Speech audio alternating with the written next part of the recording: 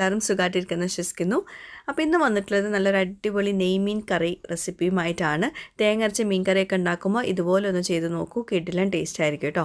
അപ്പോൾ റെസിപ്പി എല്ലാവരും ട്രൈ ചെയ്ത് നോക്കാൻ മറക്കരുത്. എന്നിട്ട് എനിക്ക് ഫീഡ്ബാക്ക്സ് എഴുതി അറിയിക്കണം. മീൻ കറി ഉണ്ടാക്കുമ്പോൾ എപ്പോഴും നല്ലത് മൺചട്ടിയാണ്. മൺചട്ടിയിൽ ഉണ്ടാക്കുകയാണെങ്കിൽ ഏറ്റവും നല്ലത്. ഇനിയിപ്പോൾ അതില്ലാന്നാണെങ്കിൽ നിങ്ങൾ സാധാ പാത്രം എടുത്തോളൂ കേട്ടോ. ഇനി നമുക്ക് ഇഞ്ചി വെളുത്തുള്ളി അതൊന്ന് ചെറിയ കഷ്ണങ്ങളാക്കുക. ഒന്നുകിൽ ചെറിയ കഷ്ണങ്ങളാക്കിയെടുക്കുക, അല്ലെങ്കിൽ ചോപ്പറിൽ വെച്ചിട്ടൊന്ന് ചോപ്പ് ചെയ്തെടുക്കുക. പേസ്റ്റ് ആക്കിയിട്ട് എടുക്കണ്ട കേട്ടോ. ഇതിലോട്ട് ചെറിയ കഷ്ണങ്ങളാക്കിയാൽ മതി, അല്ലെങ്കിൽ ചോപ്പറിലൊന്ന് ചോപ്പ് ചെയ്തെടുക്കുക കേട്ടോ. അപ്പോൾ നല്ലോണം പൊടിയായിട്ട് ചോപ്പ് ചെയ്തെടുക്കാം. കുറച്ച് മാത്രം എടുത്താൽ മതി. വെളുത്തുള്ളി കുറച്ച് അധികം ആയാലും ഇഞ്ചി ചെറിയൊരു പീസ് മതി കേട്ടോ. ഒരുപാട് ഇഞ്ചി എടുക്കണ്ട. ഇനി നമുക്ക് ചട്ടിയിലോട്ട് വെളിച്ചെണ്ണ ഒഴിച്ചു കൊടുക്കാം. വെളിച്ചെണ്ണ കുറച്ച് അധികം വേണ്ടി വരും. അപ്പോൾ എണ്ണ ചൂടായ ശേഷം ആദ്യം നമ്മൾ ചേർത്ത് കൊടുക്കുന്നത് ഉലുവയാണ്. ഉലുവ ഒരു 1/2 ടീസ്പൂൺ ഇട്ട് കൊടുക്കുക, ഒരുപാടൊന്നും വേണ്ട. ഇനി അതിലോട്ട് നമുക്ക് നേരത്തെ നമ്മൾ ചോപ്പ് ചെയ്ത് വെച്ചിട്ടുള്ള ഇഞ്ചി വെളുത്തുള്ളി ചേർത്ത് കൊടുക്കുക. ഇതൊക്കെ ചെറിയ ഫ്ലെയിമിൽ വെച്ചിട്ട് വേണം ചെയ്തെടുക്കാൻ കേട്ടോ.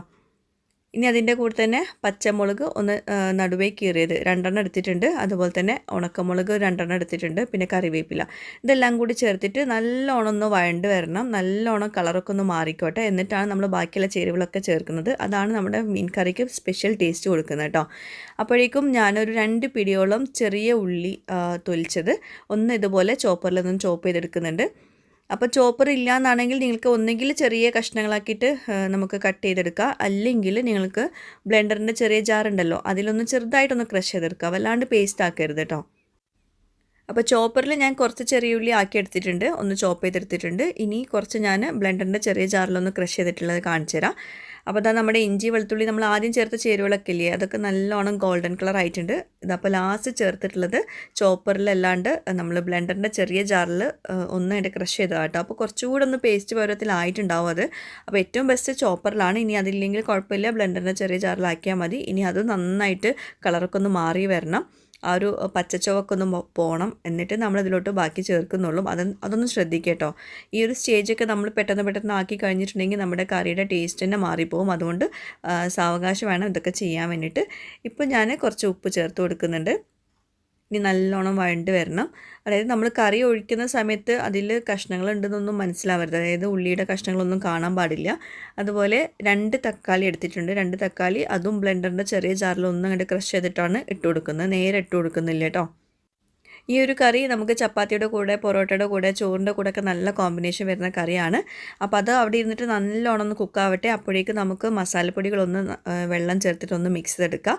ഞാനൊരു 3.5 ടേബിൾ സ്പൂണോളം കാശ്മീരി ചില്ലി പൗഡറും 1 ടീസ്പൂണ് മഞ്ഞൾപ്പൊടിയും 2 ടീസ്പൂണ് നിറയെ മല്ലിപ്പൊടിയും കുറച്ച് വെള്ളത്തിൽ നല്ലോണം ഒന്ന് മിക്സ് ചെയ്തിട്ടാണ് ഇട്ട് കൊടുക്കുന്നത് കേട്ടോ. ഇതിലോട്ട് നമ്മൾ മസാലപ്പൊടികൾ നേരെ ഇട്ട് കൊടുക്കുമ്പം നന്നായിട്ട് കുക്കാവാൻ ബുദ്ധിമുട്ടാവും. അപ്പോൾ ഇങ്ങനെ ചെയ്യുമ്പം പെർഫെക്റ്റ് ആവും. അപ്പോൾ അതൊന്ന് ശ്രദ്ധിക്കുക. ഇനി നമ്മൾ ഏത് കറി ഉണ്ടാക്കുകയാണെങ്കിലും ഇങ്ങനെ ചെയ്യുമ്പം നല്ലതാവും കേട്ടോ. അപ്പോൾ അത് നല്ലോണം മിക്സ് ചെയ്തെടുത്തിട്ടുണ്ട്, നല്ല തിക്കാക്കിയിട്ട് എടുത്തിട്ടുണ്ട്. ഒരുപാട് വെള്ളം ഒഴിച്ചിട്ട് മിക്സ് ചെയ്യരുത്. അപ്പോൾ ഇതാണ് നമ്മളിപ്പോൾ ചേർത്ത് കൊടുക്കാൻ പോകുന്നത്. അതിന് മുമ്പ് നമ്മുടെ തക്കാളിയൊക്കെ നല്ലോണം സോഫ്റ്റായിട്ട് നല്ലോണം ഉടഞ്ഞ് വരണം. അപ്പോൾ ഇതെല്ലാം നല്ലോണം സോഫ്റ്റായിട്ട് വന്നിട്ടുണ്ട്, നല്ലോണം വെന്തിട്ടുണ്ട്. അപ്പോൾ ഈ ഒരു സ്റ്റേജിൽ നമ്മൾ നേരത്തെ മിക്സ് ചെയ്ത് വെച്ചിട്ടുള്ള മസാലപ്പൊടികളെല്ലാം കൂടി ചേർത്ത് കൊടുക്കുക. അപ്പോൾ ഇതിങ്ങനെ ചേർക്കുമ്പോൾ അതിൻ്റേതായ വ്യത്യാസം നിങ്ങൾക്ക് കറിയിൽ കാണാൻ പറ്റും. നല്ല കളറും ഉണ്ടാവും, നല്ല തിക്കായിട്ടുണ്ടാവും, നല്ല കുറിയ ചാറോട് കൂട്ടിയിട്ടുള്ള മീൻ കറി കിട്ടുകയും ചെയ്യും കേട്ടോ. അപ്പം ഞാൻ കുറച്ചുകൂടെ വെള്ളം ഒഴിച്ചിട്ട് ആ ഒരു മസാലപ്പൊടീൻ്റെ ആ ഒരു മിക്സിയിലാണ് വെള്ളം ഒഴിച്ചിട്ടുള്ളത്. എന്നിട്ട് ഇതിൽ മിക്സ് ചെയ്ത് കൊടുക്കുന്നുണ്ട്. ഇനി ഇത് നമ്മൾ എണ്ണ തെളിയുന്ന വരെ കുക്ക് ചെയ്യണം. അതിൻ്റെ ഇടയ്ക്ക് നമുക്ക് കുറച്ച് പുളിവെള്ളം കൂടി ഒഴിച്ചു കൊടുക്കാനുണ്ട്. അപ്പോൾ ഇത് നല്ലോണം ഒന്ന് കുക്ക് ആയിക്കോട്ടെ. ഇടയ്ക്കൊന്ന് മിക്സ് ചെയ്ത് കൊടുത്താൽ മതി. അടിയിൽ പിടിക്കാണ്ട് നോക്കുക. ഒരു മീഡിയം ഫ്ലെയിമിൽ വെച്ച് വേണം കുക്ക് ചെയ്തെടുക്കാൻ വേണ്ടിയിട്ട്. ഇനി ഇതിലോട്ട് പുളിവെള്ളം ഒഴിച്ചു കൊടുക്കുക. ഞാൻ പുളി എടുത്തത് കാണിക്കാൻ വിട്ടുപോയി. പുളിക്ക് ആവശ്യമുള്ള നമ്മൾ കറിയിലോട്ടുള്ള പുളിക്ക് ആവശ്യമുള്ള പുളി അത്ര എടുക്കുക കേട്ടോ. അപ്പോൾ ഒരുപാടൊന്നും വേണ്ട, കാരണം നമ്മൾ ഓൾറെഡി തക്കാളി ചേർത്തിട്ടുണ്ട്. എന്നാലും കുറച്ച് പുളി എടുത്തിട്ട് സോക്ക് ചെയ്ത് വെച്ചിട്ട് അത് നന്നായിട്ട് സ്ക്യൂസ് ചെയ്തിട്ട് വേണം ഇതിലോട്ട് ചേർത്ത് കൊടുക്കാൻ. പിന്നെ ആവശ്യത്തിനുള്ള ഉപ്പും ചേർത്ത് കൊടുക്കുക. പുളി ചേർത്ത് പാടെ നമ്മൾ ടേസ്റ്റ് ചെയ്ത് നോക്കിയാൽ ഉപ്പ് കുറവ് പോലെ തോന്നും. അപ്പം ആവശ്യത്തിനുള്ള ഉപ്പും കൂടി ചേർത്ത് കൊടുക്കുക. എന്നിട്ട് നല്ലോണം മിക്സ് ചെയ്തെടുക്കുക. ഇപ്പോൾ കണ്ടോ, നല്ലോണം തിക്കായിട്ട് വന്നിട്ടുണ്ട് നമ്മുടെ ഈ ഒരു കറിയുടെ ബേസ്. അപ്പോൾ മുകളിൽ ഇങ്ങനെ എണ്ണ തെളിഞ്ഞ് വരണം. ഈ ഒരു സ്റ്റേജിൽ ആണ് നമ്മളിതിലോട്ട് ആവശ്യത്തിനുള്ള വെള്ളമൊക്കെ ഒഴിച്ചു കൊടുക്കുന്നത്. നല്ലോണം എണ്ണ തെളിഞ്ഞ് വന്നാൽ നമ്മുടെ മസാലകളും ബാക്കിയുള്ളതൊക്കെ നല്ലോണം കുക്കായിട്ടുണ്ടെന്നാണ് മനസ്സിലാക്കേണ്ടത്. ഇനി ഇതിലോട്ട് ഞാൻ ഒരു 2 കപ്പോളം വെള്ളം ഒഴിച്ചു കൊടുക്കുന്നുണ്ട്. ചൂട് വെള്ളമായിട്ട് ഒഴിച്ചു കൊടുക്കുന്നത്, പച്ചവെള്ളം ഒഴിക്കേണ്ട, കാരണം നമ്മളത് കുക്ക് ചെയ്തെടുക്കാൻ പിന്നെയും സമയം പിടിക്കും. അപ്പം ചൂടുവെള്ളം ഒഴിച്ചു കൊടുക്കുക. ആവശ്യത്തിന് വീണ്ടും ഉപ്പിട്ട് കൊടുത്തിട്ടുണ്ട്. വെള്ളം ഒഴിച്ചപ്പം പിന്നെയും ഉപ്പ് കുറഞ്ഞ പോലെ തോന്നി, അപ്പോൾ ഉപ്പിട്ട് കൊടുത്തിട്ടുണ്ട്. അപ്പോൾ നമ്മുടെ കറി നല്ലോണം തിളയ്ക്കുന്നുണ്ട്. ഇനി ഇതിലോട്ട് നമുക്ക് മീൻ ഇട്ട് കൊടുക്കാം, മീനിൻ്റെ കഷ്ണങ്ങൾ ഇട്ട് കൊടുക്കാം. ഞാനിപ്പോൾ ഇവിടെ നെയ്മീനാണ് എടുത്തിട്ടുള്ളത്. നെയ്മീൻ ചെറിയ കഷ്ണങ്ങളാക്കിയത്, തലയൊക്കെ ഉണ്ട് കേട്ടോ, അതൊക്കെ ഇട്ട് കൊടുക്കുന്നുണ്ട്. അപ്പോൾ ഈ ഒരു കറിയിലോട്ട് നമുക്ക് നെയ്മീൻ വെച്ചിട്ടുണ്ടാക്കുമ്പോൾ പ്രത്യേക ഒരു ടേസ്റ്റ് തന്നെയാണ്. അല്ലെങ്കിൽ നിങ്ങൾക്ക് അയില, അയക്കുറ, ആവോലി അങ്ങനത്തെ മീനുകളൊക്കെ യൂസ് ചെയ്യാം കേട്ടോ. നല്ല ടേസ്റ്റാണ് ഇതുപോലത്തെ മീനുകളൊക്കെ യൂസ് ചെയ്തിട്ട് ഈ ഒരു കറി ഉണ്ടാക്കുമ്പോൾ. അപ്പോൾ മീൻ കഷ്ണങ്ങൾ ഇട്ട് കൊടുത്ത ശേഷം നന്നായിട്ടൊന്ന് മിക്സ് ചെയ്ത് കൊടുക്കുക. അപ്പോൾ ചിലർക്ക് തേങ്ങാപ്പാൽ അല്ലെങ്കിൽ തേങ്ങ ഒഴിക്കാത്ത മീൻ കറി ആയിരിക്കും ഇഷ്ടം. അപ്പം ഈ ഒരു സ്റ്റേജ് വരെ തന്നെ നല്ല ടേസ്റ്റ് തന്നെയാണ്. അപ്പോൾ ഇങ്ങനെ വേണമെങ്കിൽ നിങ്ങൾക്ക് സെർവ് ചെയ്യാം. ഇനി ഞാൻ കാണിക്കാൻ പോകുന്നത് തേങ്ങ അരച്ചിട്ടുള്ള മീൻ കറിയുടെ റെസിപ്പിയാണ്. അതെങ്ങനെയെന്ന് കാണിക്കാം. അപ്പോൾ അതിനായിട്ട് നമുക്ക് തേങ്ങ എടുക്കണമല്ലോ. അപ്പോൾ ഞാനിപ്പോൾ ഇവിടെ 2 കപ്പ് 250 ml 2 കപ്പ് തേങ്ങ എടുത്തിട്ടുണ്ട്. അതിലോട്ട് കുറച്ച് വെള്ളം ഒഴിച്ചിട്ട് നല്ലോണം അരച്ചെടുക്കുന്നുണ്ട് കേട്ടോ. പക്ഷെ നമ്മൾ ആ അരച്ചെടുത്ത തേങ്ങ അങ്ങനെ തന്നെ ഒഴിച്ചു കൊടുക്കുന്നില്ല. ഞാൻ തേങ്ങാപ്പാലായിട്ടാണ് എടുക്കുന്നത് കേട്ടോ. പിന്നെ മീനിൻ്റെ കഷ്ണങ്ങൾ നന്നായിട്ട് കുക്കാവണം. അതിന് ശേഷമാണ് നമ്മളിതിലോട്ട് ലാസ്റ്റ് സ്റ്റെപ്പായിട്ട് തേങ്ങാപ്പാൽ ഒഴിച്ചു കൊടുക്കുന്നത്. തേങ്ങാപ്പാൽ ഒഴിച്ചു കൊടുത്ത ശേഷം പിന്നെ അത് ഒരുപാട് തിളപ്പിക്കുന്നൊന്നുമില്ല. അപ്പം ഈ ഒരു മസാലയിലിട്ടിട്ട് നല്ലോണം മീൻ കുക്കാവണം. പിന്നെ മീൻ ഇളക്കി കൊടുക്കുമ്പം പ്രത്യേകം ശ്രദ്ധിക്കുക, പൊട്ടിപ്പോവാണ്ട് നോക്കുക, ഉടഞ്ഞു പോവാണ്ട് നോക്കുക. അപ്പോൾ പതുക്കെ വേണം ഇളക്കി കൊടുക്കാൻ വേണ്ടിയിട്ട്.